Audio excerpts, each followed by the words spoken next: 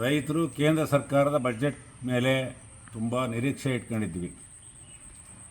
ಇವತ್ತು 14 ತಿಂಗಳು ದೆಹಲಿ ಗಡಿಯಲ್ಲಿ ಹೋರಾಟ ಮಾಡಿದ್ದು, ಕೇಂದ್ರ ಸರ್ಕಾರ ಕೂಡ ಲಿಖಿತ ಒಪ್ಪಿಗೆ ಕೊಟ್ಟಿತ್ತು, ಲಿಖಿತ ಭರವಸೆ ಕೊಟ್ಟಿತ್ತು. ನಾವು MSPಯನ್ನು ಕಾನೂನು ರೀತಿ ಜಾರಿ ಮಾಡ್ತೀವಿ ಅಂತಕ್ಕಂಥದ್ದನ್ನು, ವಿದ್ಯುತ್ ಶಕ್ತಿ ಖಾಸಗೀಕರಣ ಮಾಡಲ್ಲ ಅಂತಕ್ಕಂಥದ್ದನ್ನು ಲಿಖಿತ ಭರವಸೆ ಕೊಟ್ಟದ್ದು ಕೂಡ ಇವತ್ತು ಮಾತಿಗೆ ತಪ್ಪಿದೆ. ಬಜೆಟ್ನಲ್ಲಿ ಅದರ ಬಗ್ಗೆ ಯಾವ ಪ್ರಸ್ತಾಪನೂ ಇಲ್ಲ. ಇವತ್ತು ಒಂದು ಸಾರಿ ರೈತರ ಸಾಲ ಮನ್ನಾ ಮಾಡಬೇಕಾಗಿತ್ತು, ಮತ್ತು ರೈತರಿಗೆ 0% ಬಡ್ಡಿ ದರದಲ್ಲಿ ಸಾಲ ಕೊಡ್ತಕ್ಕಂಥದ್ದು.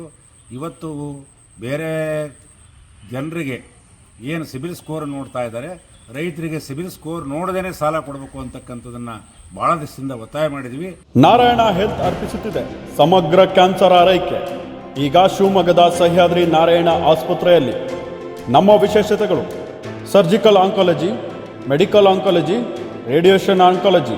ಕ್ಯಾನ್ಸರ್ನ ಸಮಗ್ರ ಆರೈಕೆಗಾಗಿ ಹಿಂದೆ ಸಂಪರ್ಕಿಸಿ ಸಹ್ಯಾದ್ರಿ ನಾರಾಯಣ ಆಸ್ಪತ್ರೆ, ಎಂಟಿ ರಸ್ತೆ, ಹರ್ಕೆರೆ, ಶಿವಮೊಗ್ಗ. ಟೋಲ್ ಫ್ರೀ ಸಂಖ್ಯೆ 1800-309-0309. ಈಗ ರೈತರಿಗೆ ಏನೇ ಸಾಲ ಕೊಟ್ಟರೂ ಕೂಡ ಸಿಬಿಲ್ ಸ್ಕೋರ್ ಕಡೆಯಿಂದ ನ್ಯಾಷನಲೈಸ್ ಬ್ಯಾಂಕ್ನವರು ಸಾಲ ಕೊಡೋದೇ ಇಲ್ಲ. ಆದ್ದರಿಂದ ಸಿಬಿಲ್ ಸ್ಕೋರನ್ನು ತೆಗಿಬೇಕಾಗಿತ್ತು. ಭದ್ರಾ ಮೇಲ್ದಂಡೆ ಯೋಜನೆಗೆ 5300 ಕೋಟಿ ರೂಪಾಯಿಯನ್ನು 2ನೇ ವರ್ಷದಲ್ಲೇ ಮೀಸಲಿಟ್ಟಿದ್ದರು. ಅದು ಈ ವರ್ಷವೂ ಕೂಡ ಯಾವುದೇ ಪ್ರಸ್ತಾಪ ಮಾಡಿಲ್ಲ. ಮುಖ್ಯ ನೀರಾವರಿ ಯೋಜನೆಗಳ ಬಗ್ಗೆ ಪ್ರಸ್ತಾಪ ಮಾಡಿಲ್ಲ. ಹೆಚ್ಚು ಗ್ರಾಮೀಣಾಭಿವೃದ್ಧಿಗೆ ಒತ್ತು ಕೊಡಬೇಕಾಗಿತ್ತು.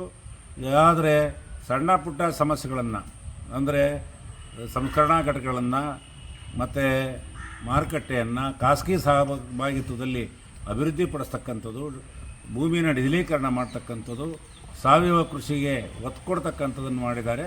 ಇದಿಷ್ಟು ಪರವಾಗಿಲ್ಲ ಅಂತಕ್ಕಂಥ ವಿಚಾರ ಬಿಟ್ಟರೆ ಇನ್ನು ಮುಖ್ಯವಾದಂಥ ವಿಚಾರಗಳ ಬಗ್ಗೆ ಗಮನ ಹರಿಸಿಲ್ಲ. ಮೂಗಿಗೆ ತುಪ್ಪ ಸವರಿಸ್ತಕ್ಕಂಥ ಕೆಲಸ ಆಗಿದೆ ಈ ಬಜೆಟ್ ಅಂತಕ್ಕಂಥದ್ದನ್ನು ಹೇಳ್ತಾ ಇದ್ದೀನಿ.